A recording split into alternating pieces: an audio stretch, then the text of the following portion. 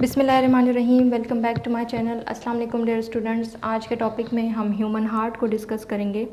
Human heart एक strong muscular pumping organ है जो कि हमारी बॉडी से डीऑक्सीजनेटेड ब्लड को कैरी करता है और उसको ऑक्सीजनेटेड करके हमारी पूरी बॉडी में सप्लाई करता है। ह्यूमन हार्ट हमारी स्टर्नम बोन, जिसको हम चेस्ट बोन कहते हैं, बिल्कुल उसके पीछे प्रेजेंट होता है और बिल्कुल सेंटर में होता है और ये रिब केज के अंदर इनक्लोज्ड होता है। ह्यूमन हार्ट कम्प्लीटली मस्कुलर होता है, मायोजेनिक होता है, जिसको हम आज डायग्राम की हेल्प से डिस्कस करेंगे। ह्यूमन हार्ट के अंदर 4 चैम्बर्स होते हैं। 2 अपर चैम्बर्स होते हैं जिसको हम एट्रिया कहते हैं। राइट एट्रियम जो होता है वो राइट की तरफ होता है और लेफ़्ट एट्रियम जो होता है वो बॉडी की लेफ़्ट साइड पर होता है। और 2 लोअर चैम्बर्स होते हैं, एक राइट वेंट्रिकल होता है और दूसरा लेफ़्ट वेंट्रिकल होता है, जो कि थिक मसल्स से बना होता है। इनकी वॉल थिक होती है क्योंकि इनका फंक्शन ब्लड को कॉन्ट्रैक्ट करके एक तरफ से पूरी बॉडी को सप्लाई करना होता है और एक तरफ से लंग्स को सप्लाई करना होता है, जो कि आज हम एक्सप्लेन से पढ़ेंगे। ह्यूमन हार्ट के सराउंडिंग्स पे पेरी कहते हैं सराउंडिंग, पेरिकार्डियम मेम्ब्रेन होता है ह्यूमन हार्ट के सराउंडिंग्स पे, जो कि हार्ट को प्रोटेक्ट कर रहा होता है। और वो डबल मेम्ब्रेन लेयर होती है। उस डबल मेम्ब्रेन लेयर के अंदर पेरिकार्डियल फ्लूइड मौजूद होता है जो कि म्यूकस की सेक्रेशंस करता है। और आप लोगों को मालूम है कि हार्ट कंटिन्यूसली पंप करता रहता है, जिसकी वजह से हार्ट के अंदर फ्रिक्शन पैदा हो सकती है। उस फ्रिक्शन को प्रिवेंट करने के लिए यहाँ पर पेरिकार्डियल फ्लूइड मौजूद होता है जो कि कंटिन्यूसली उसको लुब्रिकेशंस प्रोवाइड कर रहा होता है। ह्यूमन हार्ट के अंदर उसकी जो वॉल है उसके अंदर 3 लेयर्स होते हैं। एक आउटर मोस्ट लेयर होती है जिसको हम एपिकार्डियम कहते हैं, वो कनेक्टिव टिश्यूज़ से मिलकर बनते हैं। और एक इनर मोस्ट लेयर होती है जिसको हम एंडोकार्डियम कहते हैं, जो कि स्क्यूमोज एपिथीलियम एंडोथीलियम सेल्स से मिलकर बने होते हैं।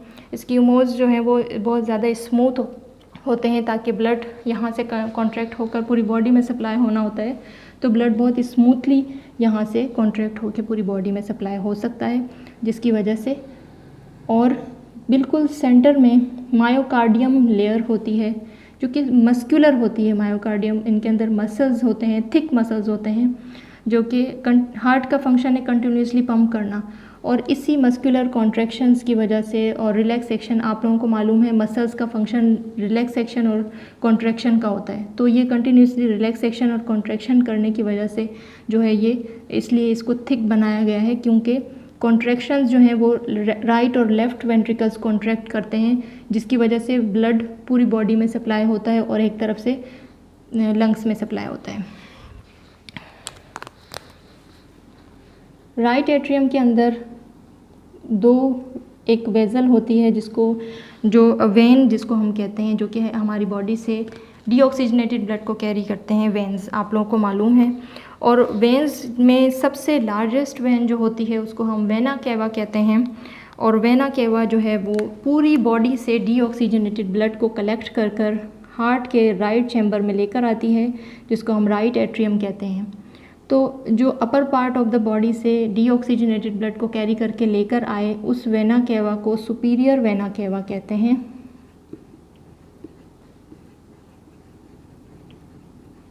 और जो बॉडी के लोअर पार्ट से, जो कि लोअर लिम्स आ गई, जिसके अंदर बॉडी का जो लोअर एरिया है, वहाँ से जो ब्लड कलेक्ट करके लेकर आए उसको हम इन्फीरियर वेना केवा कहते हैं।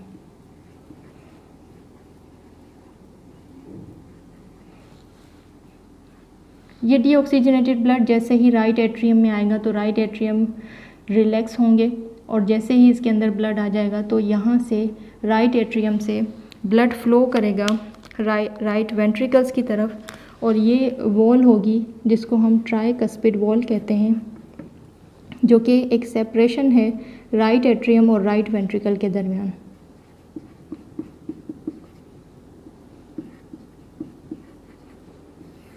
जिसके अंदर 3 पार्टीशंस होते हैं, इस वजह से हम इनको ट्राइकस्पिड वॉल कहते हैं। जब ये ब्लड, तो राइट वेंट्रिकल जो होंगे वो फ़ौरन से रिलैक्स हो जाएंगे और राइट एट्रियम जो है वो कॉन्ट्रैक्ट हो जाएगा और ब्लड जो है वो यहाँ से ट्राइकस्पिड वॉल से होता हुआ राइट वेंट्रिकल में इंटर होंगे। और यहाँ पर ट्राइकस्पिड वॉल के साथ ही कॉर्डी टेंडिनी मसल्स होते हैं, मसल फाइबर्स होते हैं, जो कि इसकी कॉन्ट्रैक्शन की वजह से, कॉर्डी टेंडिनी की कॉन्ट्रैक्शन की वजह से जो है वो ये ट्राइकस्पिड वॉल खुल जाते हैं और यहाँ से ब्लड ट्रेवल करता है राइट वेंट्रिकल में।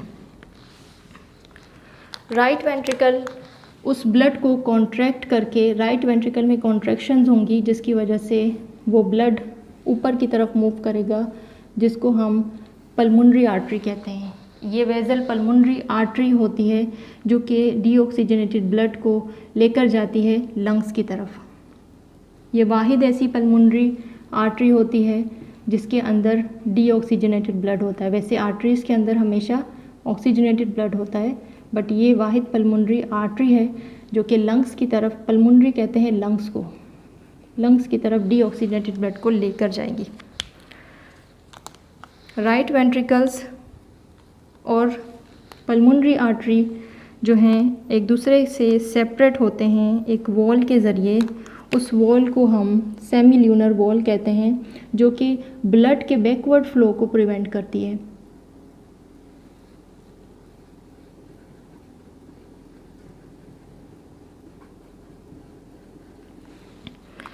ये तो हो गया बॉडी का राइट वाला पार्ट, जिसके अंदर सुपीरियर वेना और इन्फीरियर वेना केवा से डीऑक्सीजनेटेड ब्लड बॉडी से आएगा और राइट एट्रियम के अंदर कॉन्ट्रैक्शन होगी, जिसकी वजह से ये ब्लड फ्लो करेगा राइट वेंट्रिकल के अंदर, और राइट वेंट्रिकल उस ब्लड को, राइट वेंट्रिकल कॉन्ट्रैक्ट होंगे और वो ब्लड जो है वो सेमील्यूनर वॉल के खुलने से वो ब्लड पल्मोनरी आर्टरी में एंटर होगा और पल्मोनरी आर्टरी जो है उस डीऑक्सीजनेटेड ब्लड को लंग्स की तरफ पहुंचा देगी।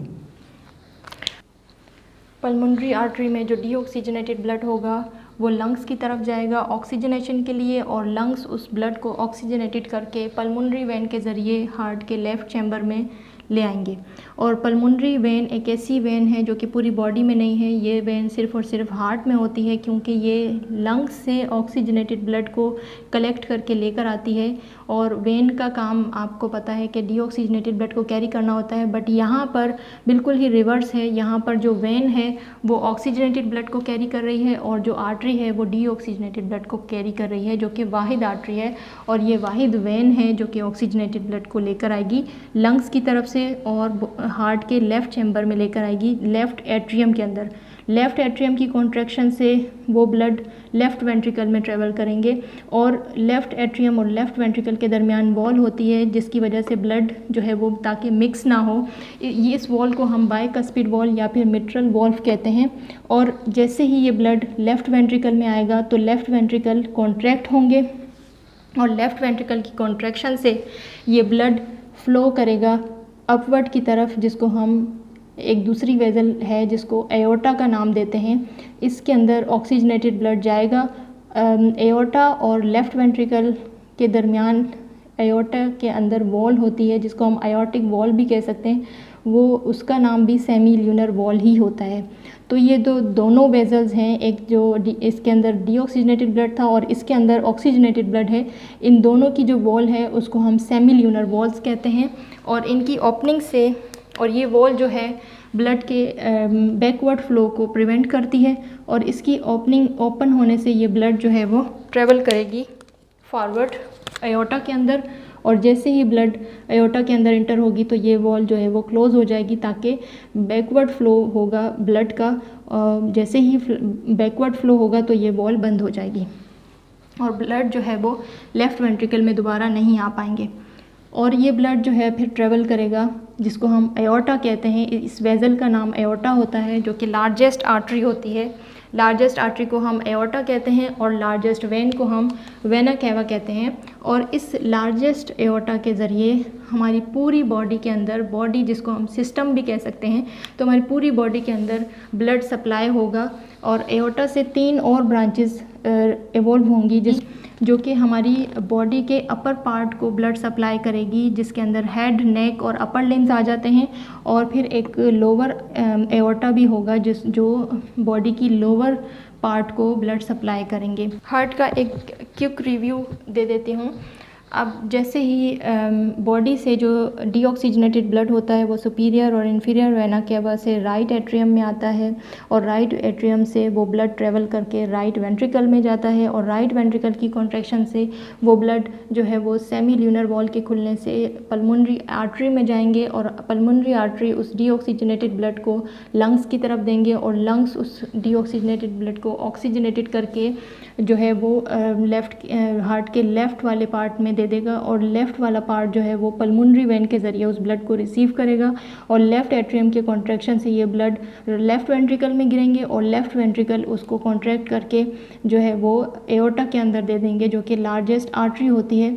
एओर्टा जो है वो फर्दर 3 और ब्रांचेस में डिवाइड होती है, जो कि हमारी बॉडी के अपर पार्ट को ब्लड सप्लाई करती है और यहाँ से एक लोअर एओर्टा होती है जो कि हमारी बॉडी की लोअर पार्ट को ब्लड सप्लाई करती है।